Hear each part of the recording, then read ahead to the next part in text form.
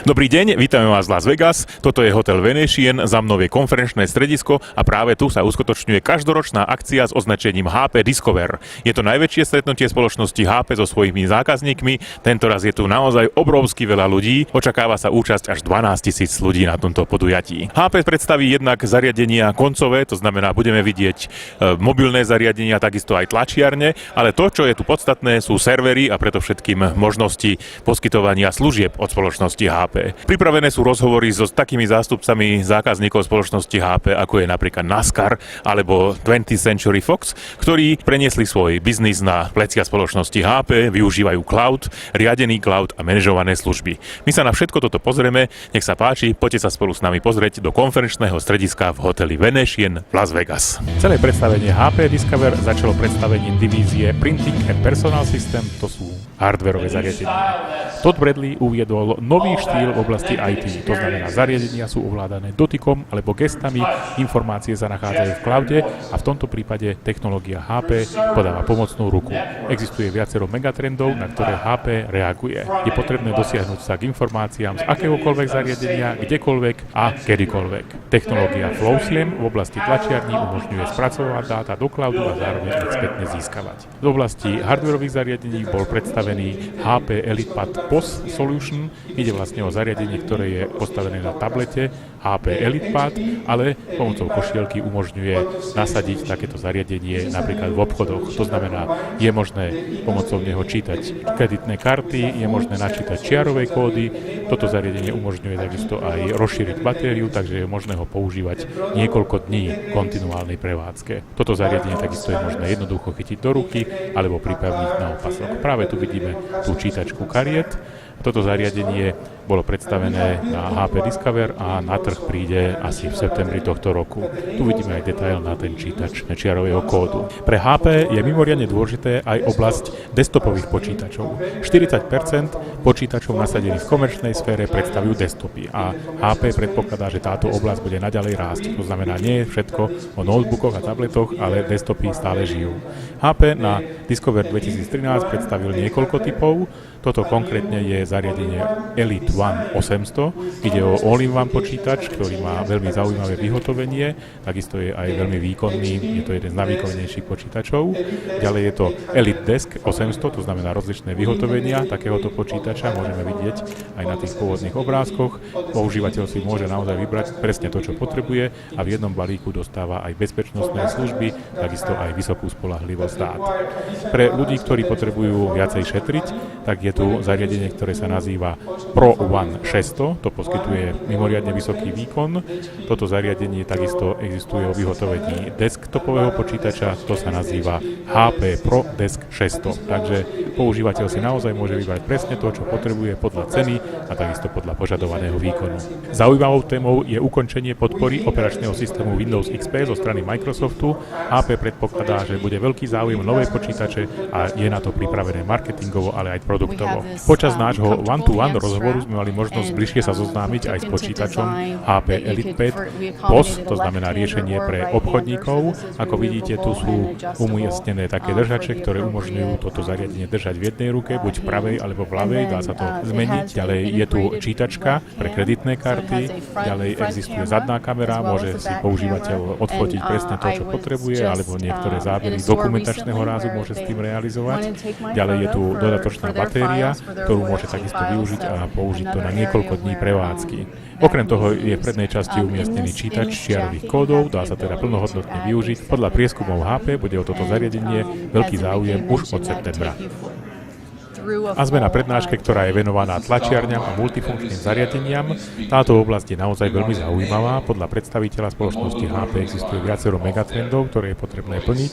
Jedno z podstatných je možnosť tlače z akéhokoľvek mobilného zariadenia a takisto podpora cloudu. Veľkou témou je HP ePrint.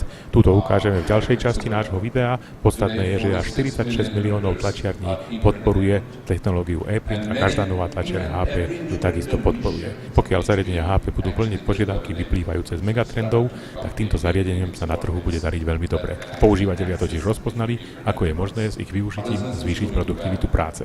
Aktuálnymi megatrendami v oblasti tlače teda je podpora cloudu, digitalizácia, podpora mobilných zariadení a zabezpečenie zvýšenia bezpečnosti počas tlače.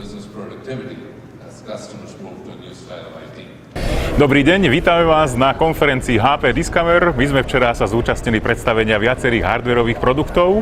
Dneska máme zasa program zameraný skôr na také podniky. Vieme maximálne nové veci o big data, o spracovaní veľkého množstva dát a takisto máme nové informácie o pamäťových serveroch spoločnosti HP. Teraz, čo chceme predstaviť, je jedna z najlepších aplikácií, ktorú sme včera videli, a to je možnosť diaľkovej tlače s tým, že máme možnosť aj lokalizačných služieb. My sa nachádzame v jednom z najlepších hotelov Las Vegas. Je to hotel Venetian a ja urobím takú praktickú ukážku. Takže napríklad si odfotím tento hotel. Takže fotografia je hotová.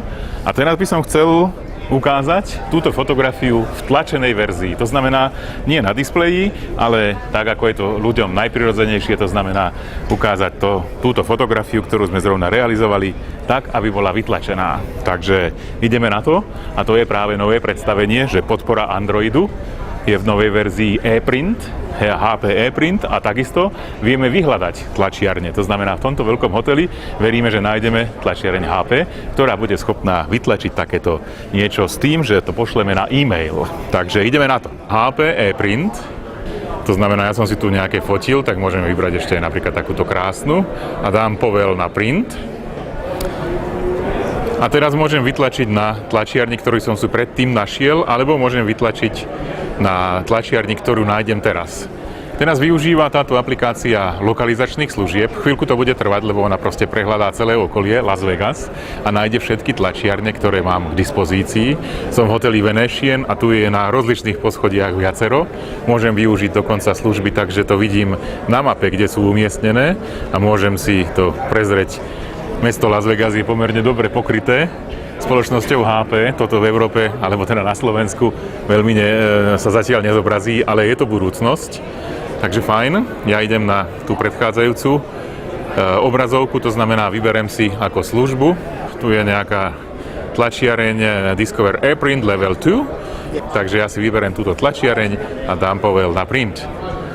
Teraz dochádza k prenosu informácií, to znamená, tá tlačiareň, ktorú som si vybral, dostáva odo mňa z tohto Android mobilného telefónu informácie o fotografii a dochádza k tomu, že vlastne sa prenášajú tieto informácie. Takto môžem tlačiť nielen fotografie, ale aj dokumenty, napríklad letenky alebo niečo podobného. Takže potom, ako som vybral tú tlačiareň, tak som dostal aj špeciálny kód, to znamená, keď si tam vytlačím napríklad svoj mzdový lístok, tak ho nevidí hocikto, ale iba vtedy sa začne tlač, keď zadám tento kód. Takže ideme sa pozrieť na to, ako budem zadávať kód. To znamená, ja tu mám dve tlačiarne, dve multifunkčné zariadenia a mám tu možnosť zadania tohto kódu.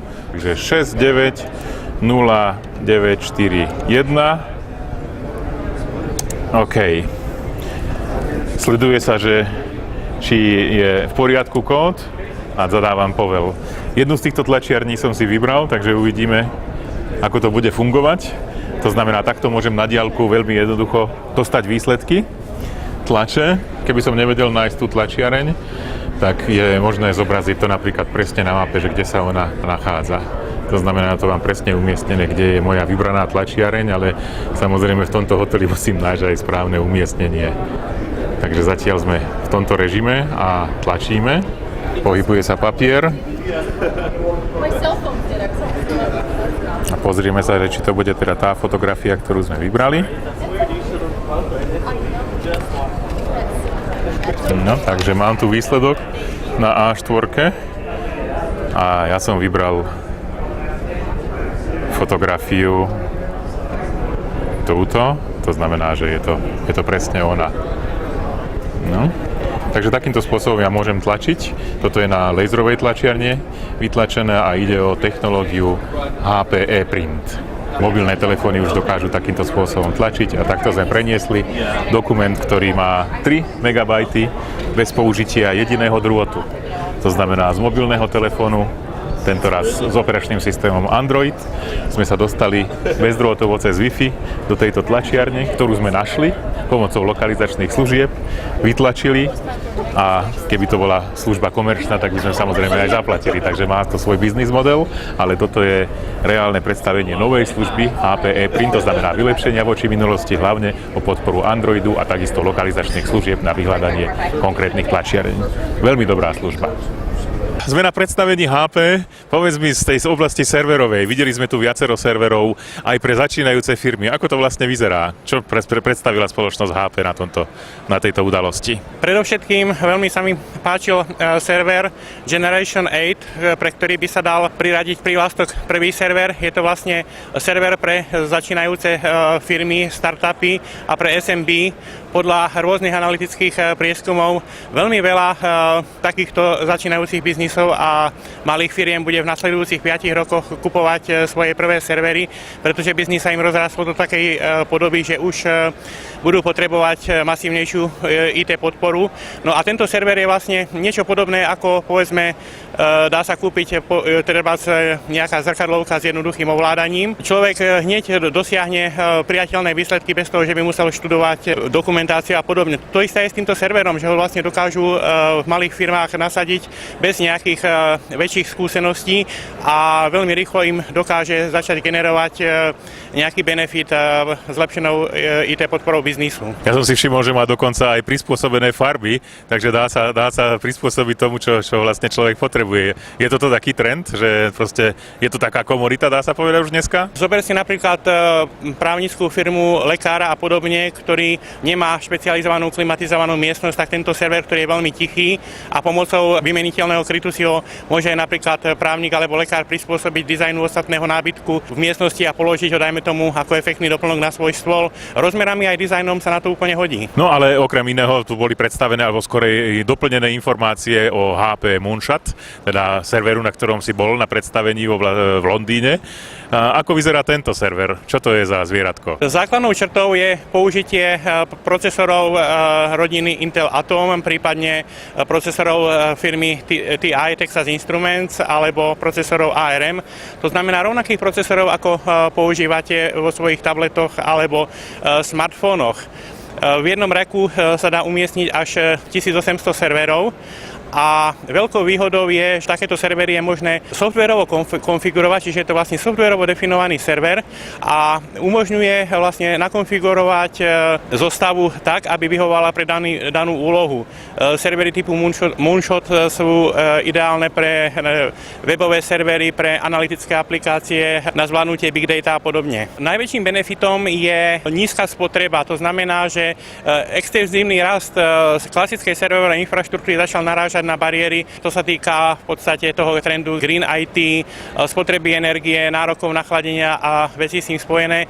Kdežto tieto servery sú minimálne v tejto oblasti rádovo nižšie, to znamená, že zase je možné rozširovať infraštruktúru a zvládnuť obrovskú informačnú explóziu bez toho, aby sme museli stavať ďalšie elektrárne. Spomínal si v tej odpovedi, je to softvérovo definovaný server a tu na tomto predstavení na HP Discover sme videli čisto softwérové predstavenie, to znamená server bez hardvéru. To ako vidíš? V podstate bola to veľmi názorná ukážka aj pre ľudí, ktorí zatiaľ nemali nejakú názornú predstavu, keď sa vlastne odhalil softvérovo definovaný server a na podstavci bol sklenený kváder, v ktorom nebolo nič.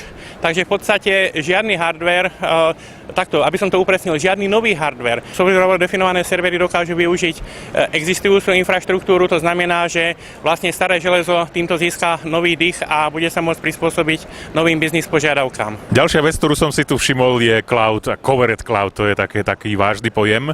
Ja som si všimol v prezentácii HP, že bolo povedané, že aj toto kasíno, teda Venetian, beží na cloude. Myslím si, že u nás na Slovensku zatiaľ nejaká obrovská dôvera voči cloudu nie je. Ako to vidíš s cloudom? No, toto by som vnímal ako veľmi dobrú prípadovú štúdiu pre povzbudenie, keď už aj tí ľudia, ktorí sa v tých 30 rokoch po založení Las Vegas teraz transformovali z toho podsvetia na serióznych biznismenov v súčasnosti a neboja sa zveriť relatívne asi hodne chúlostivé údaje do cloudu, tak kto už by sa potom mal obávať. S výnimkou nejakých aplikácií pre government, military a podobne, kde to naozaj vyžaduje legislatíva, tak ako dôverujeme bankám, tak ako dôverujeme telekomunikačným operátorom a zverujeme sa do telefónov, ktoré sú odposlúchavané, monitorované vlastne so všetkým, tak prečo by sme nedali svoje údaje do cloudu? Je to lacnejšie, je to efektívnejšie.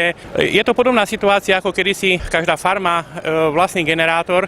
A behom 20 rokov tieto generátory zmizli až na pár kusov v múzeách a teraz vlastne všetci odoberajú energiu z utilitných sietí, platia len za to, čo aktuálne spotrebujú. Takouto komoditou sa v blízkej budúcnosti stane aj IT infraštruktúra, že vlastne všetky prvky IT infraštruktúry sa dajú konzumovať v cloude, v tom modeli platia len za to, čo potrebuješ. A ďalší z výrazných pilierov, tu som si všimol, je mobilita. To znamená podpora mobilných zariadení bez ohľadu na operačný systém, to znamená Android, takisto aj iOS, možno Windows Phone a za tým stojace servery. Ako vidíš teda otázku mobility? Toto treba vnímať v podstate niečo také ako v predajni pred pultom za pultom. Vidíme v podstate tých mladých manažerov, pre ktorých je už neodmysliteľným životným štýlom mobilita.